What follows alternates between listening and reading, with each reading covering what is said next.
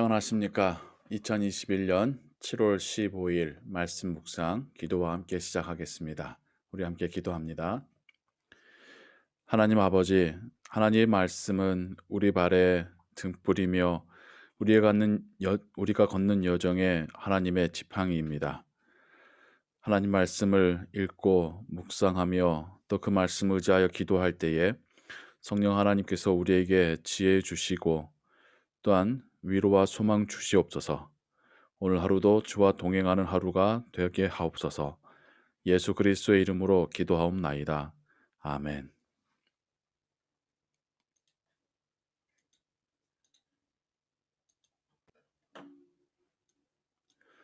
오늘 읽으실 성경은 사무엘하 16장에서 18장의 말씀입니다. 그리고 이 시간에는 사무엘하 17장 1절에서 14절의 말씀을 함께 읽겠습니다. 이것은 다윗이 아들 압살롬을 피해서 피난 가며 예루살렘에 남겨두었던 후세가 압살롬의 모사 아히도벨의 계략을 무력화시키는 그 이야기입니다. 아히도벨이 또 압살롬에게 이르되 이제 내가 사람 12,000명을 택하게 하소서. 오늘 밤에 내가 일어나서 다윗의 뒤를 추적하여 그가 고나고 힘이 빠졌을 때에 기습하여 그를 무섭게 하면 그와 함께 있는 모든 백성이 도망하리니 내가 다윗 왕만 쳐 죽이고 모든 백성이 당신께 돌아오게 하리니 모든 사람이 돌아오기는 왕이 찾는 이 사람에게 달렸음이라. 그리하면 모든 백성이 평안하리이다 하니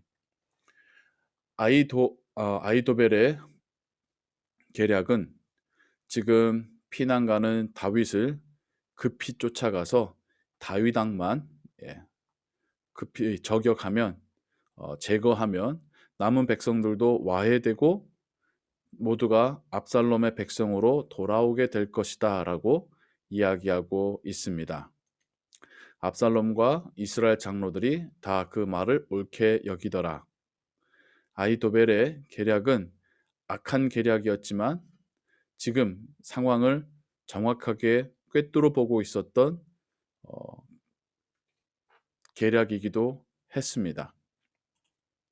그리고 실제로 그렇게 아히도벨이 12,000명의 군사 이끌고 다윗을 뒤쫓았다면 그러면 다윗이 정말 위험해졌을 수도 있었을 것입니다. 압살롬이 이르되 아렉 사람 후세도 부르라. 우리가 이제 그의 말도 듣자 하니라. 어찌된 영문인지 압살롬이 자기의 모사였었던 아히도벨뿐만 아니라 다윗 왕의 모사였던 후세도 불러서 그의 말도 듣자라고 합니다. 후세가 압살롬에게 이르매 압살롬이 그에게 말하여 이르되 아히도벨이 이러이러하게 말하니 우리가 그 말대로 행하랴. 그렇지 아니하거든 너는 말하라 하니 후세가 압살롬에게 이르되 이번에는 아히도벨이 베푼 계략이 좋지 아니하니이다 하고 또 후세가 말하되 왕도 아시거니와 왕의 아버지와 그의 추종자들은 용사라. 그들은 들에 있는 곰이 새끼를 빼앗긴 것 같이 격분하였고 왕의 부치는 전쟁에 익숙한 사람인즉 백성과 함께 자지 아니하고 지금 그가 어느 굴에나 어느 곳에 숨어 있으리니 혹 무리 중에 몇이 먼저 엎드러지면 그 소문을 듣는 자가 말하기를 압살롬을 따르는 자 가운데에서 패함을 당하였다 할지라.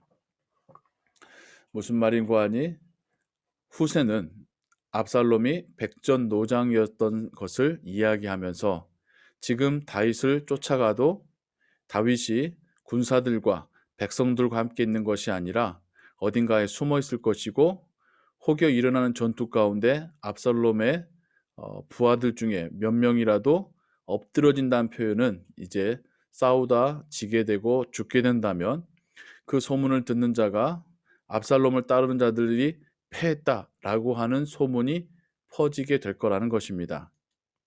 비록 그가 사자 같은 마음을 가진 용사의 아들일지라도 낙심하리니 이는 이스라엘 무리가 왕의 아버지는 영웅이요 그의 추종자들도 용사인 줄 알미니이다. 후세는 지금 어, 둘러서 다윗을 따르는 장군들이 매우 용맹한 사람이라는 것을 압살롬에게 이야기하면서 보이지 않게 압살롬의 마음이 두려움을 갖게 되고 또 소심해지게끔 만들고 있습니다. 그러니 아히도벨의 차갑고 어떤 나쁜 계략보다 지금 후세에 이렇게 돌려 말하지만 이 말을 듣고 있는 압살롬의 마음이 점차 지금 후세의 이야기를 따라서 움직이고 있는 것을 우리가 보게 됩니다. 나는 이렇게 계략을 세웠나이다. 온 이스라엘을 단부터 브엘사바까지.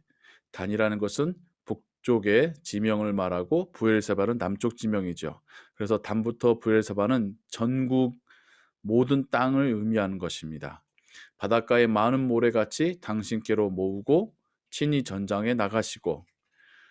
후세가 압살롬에게 자신의 계략을 말해주는데 굉장한 과장법을 사용하고 있습니다.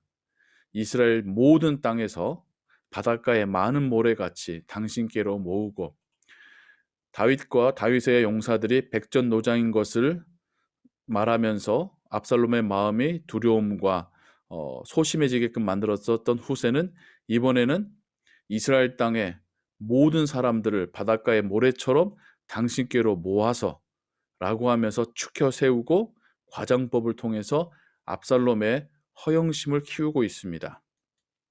우리가 그 만날 만한 곳에서 그를 기습하기를 이슬이 땅에 내림같이, 이슬이 땅에 내린다라는 눈에 보이는 것 같은 그런 묘사로 압살롬의 상상력을 자극하고 있죠. 우리가 그의 위에 덮여 그와 그 함께 있는 모든 사람을 하나도 남겨두지 아니할 것이요.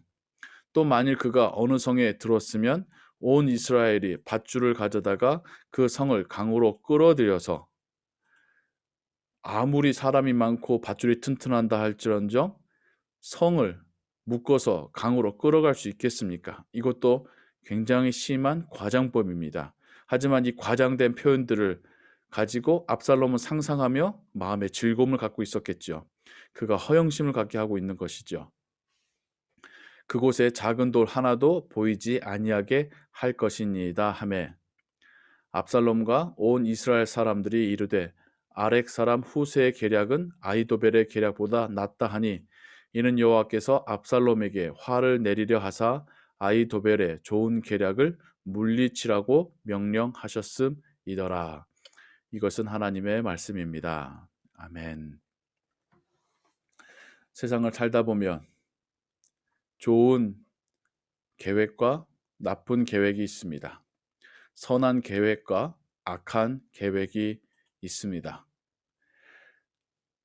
악하고 나쁜 계획은 사단으로부터 나오는 것이라면, 좋고 선한 계획은 하나님으로부터 나오는 것이겠죠.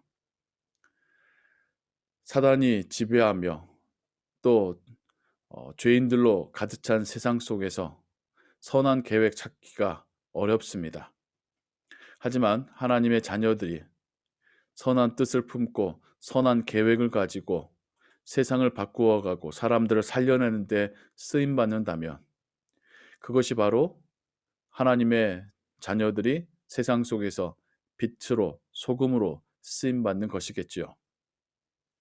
우리가 살아가는 일상 속에서도 우리는 많은 계획들이 세워지고 오고 가고 비교되어지고 그 중에서 하나가 택해지는 것들, 그런 과정들을 보고 있습니다. 세상 사람들은 돈을 많이 버는 계획이 좋은 계획이고 그런 계획을 선택하고 그렇게 실행해 갑니다.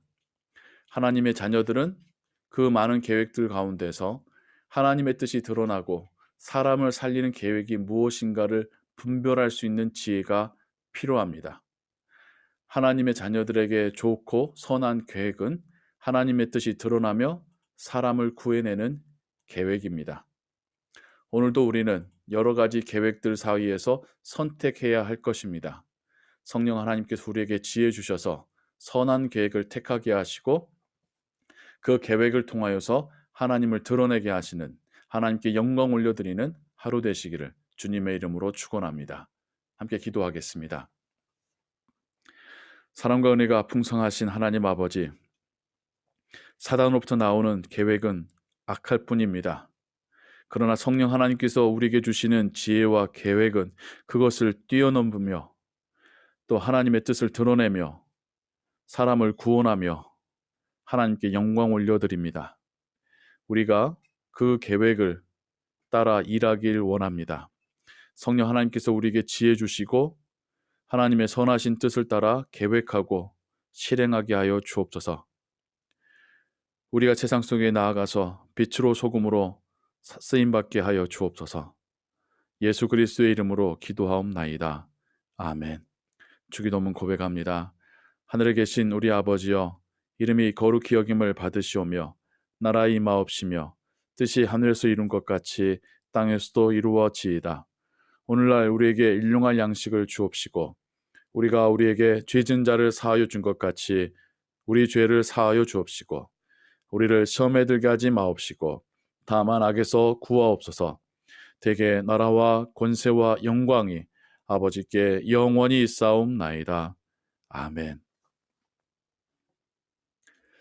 계속해서 기도 찬양과 함께 기도하시고 오늘 하루도 하나님의 은혜 가운데 또 하나님 주신 지혜로 살아가시는 하루 되시기 바랍니다. 평안하십시오.